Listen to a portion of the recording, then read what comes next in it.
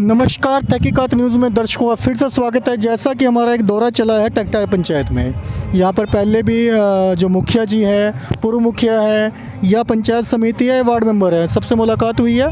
आज जिस शख्सियत से मुलाकात हो रही है वो भी एक पंचायत समिति है, शंकर नाथ झा, जो कि एक धार्मिक भावना से बहुत ज़्यादा ओतप्रोत हैं। धर्म के प्रति इनके विचार बड़े अच्छे लगते हैं। तो आइए उनसे मुलाकात करते हैं कि आप एक धर्म की राह पे चलने वाले राजनीति की राह पे कैसे आ गए। नमस्कार सर। बहुत बहुत धन्यवाद भाई साहब आपका। जैसा कि हमें पता चला कि आप एक धार्मिक आदमी हैं, धर्म के प्रचार प्रसार में मंदिर बनवा रहे हैं, तो ये धार्मिक विचारधारा छोड़कर आप राजनीतिक विचारधारा में कहाँ से आए? बात तो सही है, लेकिन ये हमारे समाज का निर्णय था, सामाजिक निर्णय था। जहाँ हम इंडिपेंडेंट होकर के समाज से पैसा इकट्ठा करके आप देख ही रहे हैं कितना बड़ा धरोहर तैयार करवा रहे हैं। लेकिन हमारा ये हुआ जो भाई कुछ राजनीति में आने के बाद भी इस जगह का विकास किया जाए। और आप देख रहे हैं कैसा ग्राउंड है। यहाँ हम लोगों का एक सपना है, एक अच्छा पार्क बनवाना है, यहाँ बैठने के लिए लोगों के लिए कुर्सी लगवाना है। तो बहुत सारा काम है। और कुछ सामाजिक बात भी ऐसी थी जो लोगों के दिल में आया, जो भाई आप चुनाव लड़िए। तो मैं पहले मुखिया का चुनाव लड़ने के लिए सोचा, लेकिन चूंकि महिला सीट थी और आप जानते हो कि हर महिला इस चीज़ को लाइक नहीं करता है, तो फिर हमारे पत्नी की तरफ से वैसा रिस्पांस नहीं आया। वो बोली कि नहीं, मैं चुनाव नहीं लड़ूंगा, हमें चुनाव नहीं लड़ना है। तब मैं निर्णय लिया कि नहीं, तब मुखिया का चुनाव नहीं छोड़ करके पंचायत समिति का चुनाव लड़ा जाए। पंचायत समिति का चुनाव लड़े हैं आप, कितने वोट से जीत रही है आप?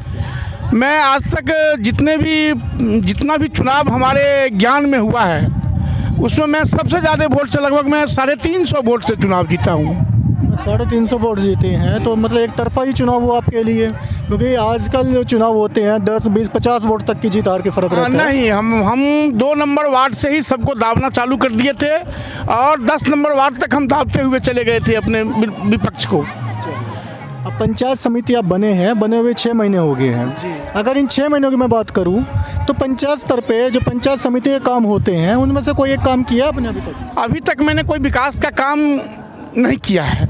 उसका कारण है जो हम लोगों का आवंटन नहीं आया है। दूसरी बात क्या होता है कि जो पंचायत समिति एक रबर स्टाम्प की तरह है, उसका ऑल इन ऑल होता है प्रमुख। और कोई भी प्रमुख जब बन जाता है तो वो चाहता है कि मैक्सिमम विकास मैं अपने पंचायत में करूं, अपने स्तर से करूं। उसमें जो बचा खुचा होता है वो पंचायत समिति को दिया जाता है। तो हमने भी कुछ योजना डाला है, पैसा नहीं आया है अभी। कौन कौन सी योजनाएं हैं वो दर्शक जानना चाह रहे हैं कि कौन कौन सी योजना टकटार पंचायत में लाना चाहते हैं? टकटार पंचायत में हमारे क्षेत्र की जो सबसे जटिल योजना थी, जहाँ लगभग 6 महीने पानी लगा रहता था, आप आज उस रास्ते से नहीं आ पाए हैं। उस रास्ते को जो मुनेश्वर दास के घर से विशंबर झा के घर तक है, बहुत ही खराब रास्ता है।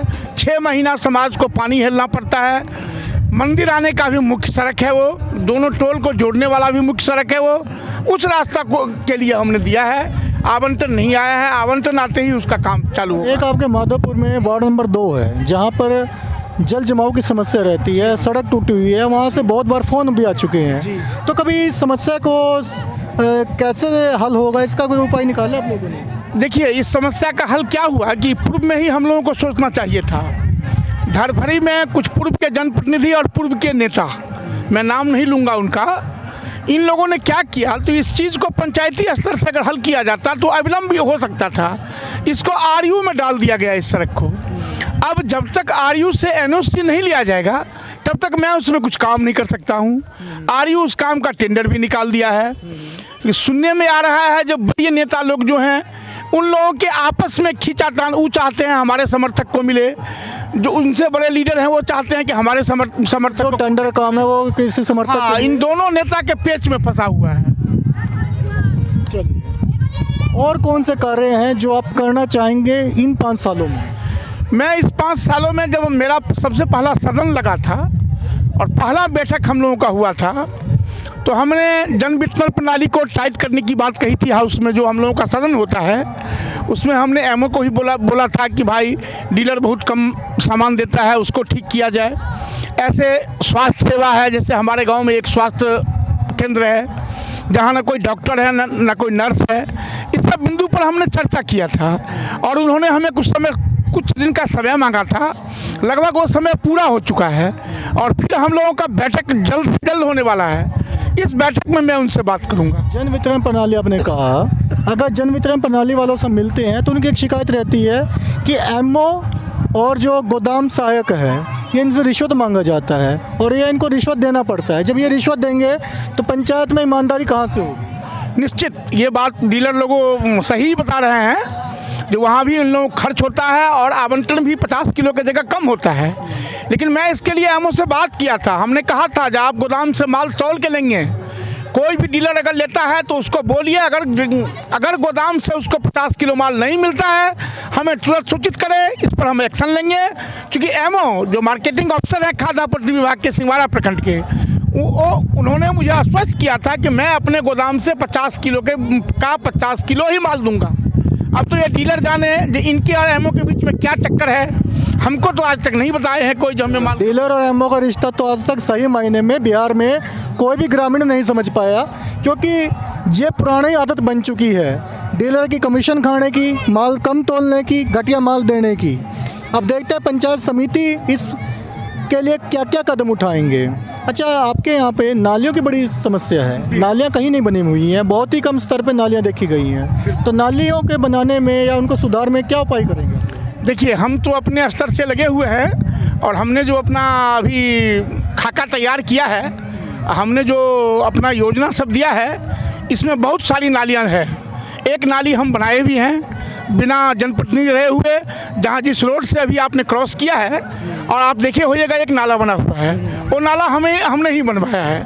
और आगे भी हम प्रयास करेंगे इस 5 साल के अंदर में जो नाली की समस्या हमारे पंचायत से, हमारा जो क्षेत्र है 1 से लेकर के 10 नंबर वार्ड तक, इसमें कम से कम नाली की समस्या ना रहे, ये मेरा प्रयास होगा। आप हमारे चैनल के माध्यम से अपने पंचायत वासियों को कोई संदेश देना चाहते हैं? मैं अपने पंचायत वासियों को यही संदेश देना चाहता हूँ,